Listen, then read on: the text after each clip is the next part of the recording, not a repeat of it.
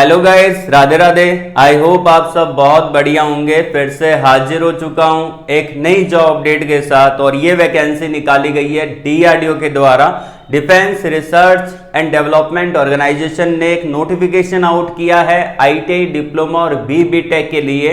इसके अंदर fresher candidate eligible है, किसी भी टाइप का एक्सपीरियंस यहां पे नहीं मांगा, फ्रेशर इसको अप्लाई कर पाएंगे। और यहां पे यदि आप इंडिया में कहीं से भी बिलोंग करते हैं आप इसके लिए एलिजिबल रहेंगे।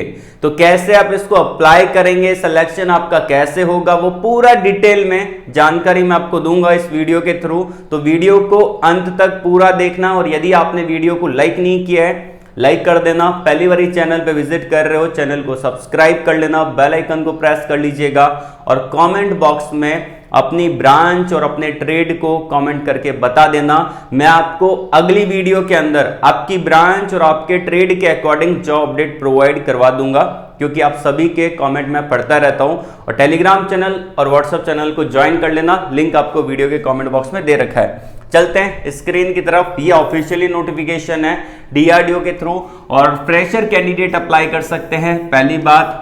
ठीक है, दूसरी बात यहां पे ये आती है कि यदि आपने आईटीआई किया है, डिप्लोमा किया है, बीटेक कर रखा है, वो सारे कैंडिडेट यहां पे एलिजिबल रहेंगे। आईटीआई के अंदर बहुत सारे ट्रेड एलिजिबल हैं। डिप्लोमा बीटेक के अंदर आपकी जो ब्रांच है, मैं आपको कुछ कॉमन ब्रांच बता देता हूं, जैसे कि आपकी मैकेनिकल ब्रांच को एलिजिबल किया है, इलेक्ट्रिकल ब्रांच को एलिजिबल किया है, कंप्यूटर साइंस ब्रांच को एलिजिबल किया है, इलेक्ट्रिकल एंड इलेक्ट्रॉनिक्स ब्रांच को एलिजिबल किया है। ऐसे बहुत सारी ब्रांच आपको देखने को मिलेगी। सिविल ब्रांच यहां पे एलिजिबल नहीं है, वो मैं आपको पहले बता रहा हूं। ठीक है, तो चलते हैं डायरेक्टली नोटिफिकेशन की तरफ। तो भाई मैंने नोटिफिकेशन को एक नए टैब में ओपन कर लिया है और इस नोटिफिकेशन का लिंक मैं आपको वीडियो के डिस्क्रिप्शन में दे चुका हूं। अच्छे से देखेंगे तो आपको दिख जाएगा।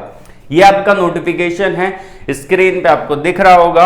ऑफिशियली नोटिफिकेशन है डीआरडीओ के द्वारा, defence research and development organisation के थ्रू नोटिफिकेशन आउट किया गया है फॉर ए अप्रेंटिसशिप ट्रेनी का पोजीशन यहां पे रहेगा, जिसके अंदर आईटीआई डिप्लोमा बीटेक वो सारे कैंडिडेट यहां पे एलिजिबल रहेंगे। एक बढ़िया अपॉर्चुनिटी है आप सभी लोगों के लिए। डीआरडीओ जैसे बड़े ऑर्गेनाइजेशन से आप अप्रेंटिसशिप कर सकते हैं। उसके अलावा अगर बात की जाए यहां पे कि आपका क्या रहेगा, ठीक है, वो मैं आपको बताता चलता हूं। सबसे पहली बात, यहां पे एक चार्ट दे रखा है, जैसे कि आपका सीरियल नंबर ये दे रखा है, अप्रेंटिसशिप कैटेगरी क्या है, बीटेक की है, डिप्लोमा की है, आईटीआई की है, वो दे रखा है। असेंशियल क्वालिफिकेशन दे रखा है, नंबर ऑफ वैकेंसी दे रखी है और स्टाइपेंड कितना मिलेगा वो दे रखा है। देखिए स्टाइपेंड के बारे में इन्होंने बताया नहीं है, लेकिन ठीक ठाक स्टाइपेंड आपको मिल जाता है। लगभग 10-12 हजार रुपए के करीब ये स्टाइपेंड दे देते हैं। ठीक है, ज्यादा नहीं देते, मतलब नॉर्मल स्टाइपेंड आपको दे देता है। ठीक है, अब जो पहला ये है ये बीटेक वालों के लिए है। इसमें बोला है कि अगर आपने बीटेक किया है मैकेनिकल ब्रांच में तो एलिजिबल है, बीटेक किया है कंप्यूटर साइंस में तो एलिजिबल है, बीटेक किया है इलेक्ट्रॉनिक्स ब्रांच में तो एलिजिबल है, बीटेक किया अगर आपने टेक्सटाइल इंजीनियरिंग में तो एलिजिबल है। बीटेक का ये वैकेंसी है। टेक्नीशियन एंड डिप्लोमा अप्रेंटिस का दे रखा है, उसमें डिप्लोमा कैंडिडेट एलिजिबल है। डिप्लोमा किया मैकेनिकल ब्रांच में तो एलिजिबल है, डिप्लोमा अगर आपने इलेक्ट्रिकल ब्रांच में कर रखा है तो एलिजिबल है, डिप्लोमा कंप्यूटर साइंस ब्रांच में कर रखा है तो एलिजिबल है, डिप्लोमा अगर आपने इलेक्ट्रॉनिक्स ब्रांच में कर रखा है तो भी एलिजिबल है। तो डिप्लोमा बीटेक का यहाँ पे काम खत्म हो गया। ये सारी वैकेंसी रहेगी डिप्लोमा बीटेक के लिए। अब आता है ट्रेड अप्रेंटिस, जिन्होंने आईटीआई कर रखा है।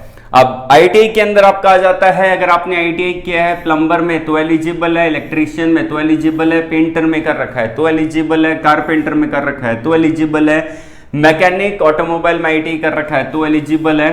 ठीक है, mechanic refrigeration and air conditioning में कर रखा है, ठीक है, R&AC के अंदर तो एलिजिबल है, कोपा में कर रखा है तो एलिजिबल है।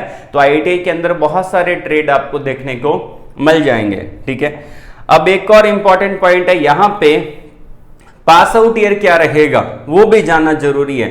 देखिए मैं आपको सारी चीजें पहले यहां पे बताता चलता हूं कि पास आउट ईयर के बारे में अगर हम बात करें तो वही कैंडिडेट एलिजिबल है जो पास आउट हो चुके हैं, पहली बात। ठीक है, पास आउट हो चुके हैं मतलब कि अगर आपका पास आउट ईयर 2022 का है, 2023 का है, 2024 का है तो आप इसके लिए एलिजिबल है, इसको अप्लाई कर सकते हैं।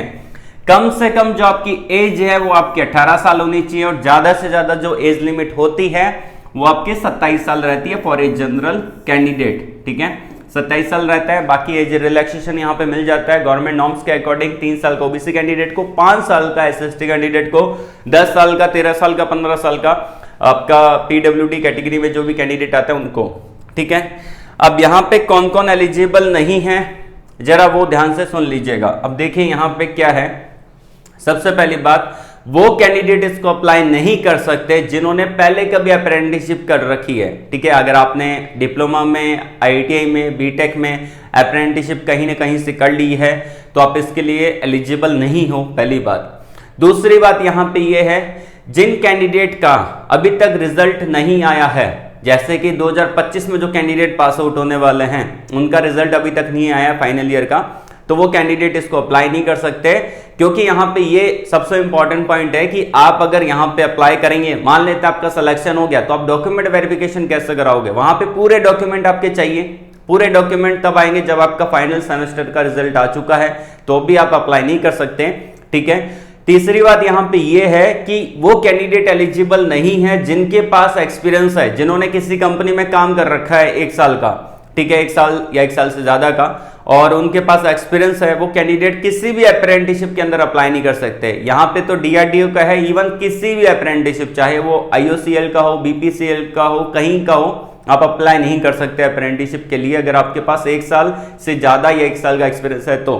ऐसा क्यों होता है? देखिए, गवर्नमेंट ऑफ इंडिया के तहत यहाँ पे अप्रेंटिसशिप इसलिए निकाला जाता है ताकि आपको पता चले, आप इंडस्ट्री में काम करने का आपको अनुभव मिले, एक्सपीरियंस मिले, इसलिए निकाला जाता है। और आपने इंडस्ट्री में ऑलरेडी 1 साल का एक्सपीरियंस ले रखा है तो आप इसके लिए पात्र नहीं होते, यहाँ पे एलिजिबल नहीं होते, ठीक है।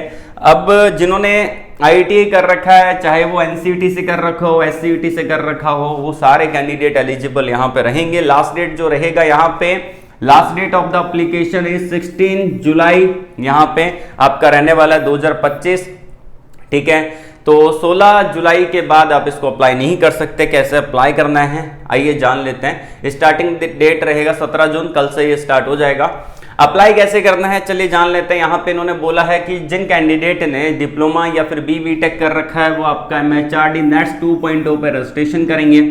ये रजिस्ट्रेशन करने के बाद वहां पे आपको लॉगिन करना है और ये इंस्टीट्यूट को सर्च करना है, उसका आईडी दे रखा है, ठीक है ना। एस्टेब्लिशमेंट नंबर के अंदर आप इस इंस्टीट्यूट के आईडी को सर्च कर सकते हैं, आपको वैकेंसी दिख जाएगी डिप्लोमा और बीटेक की। बहुत सिंपल सा प्रोसेस है, बोलेंगे तो वीडियो भी बना दूंगा इस पे।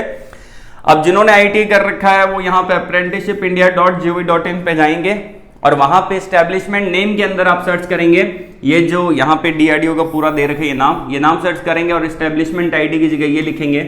ये लिखने के बाद आपके पास आईटी की जितनी भी वैकेंसी है सारी वैकेंसी आपको शो होने लग जाएगी और उसके थ्रू आप इसके अंदर अप्लाई कर सकते हैं। तो ये इसका एक सिंपल सा प्रोसेस है अप्लाई करने का, ठीक है।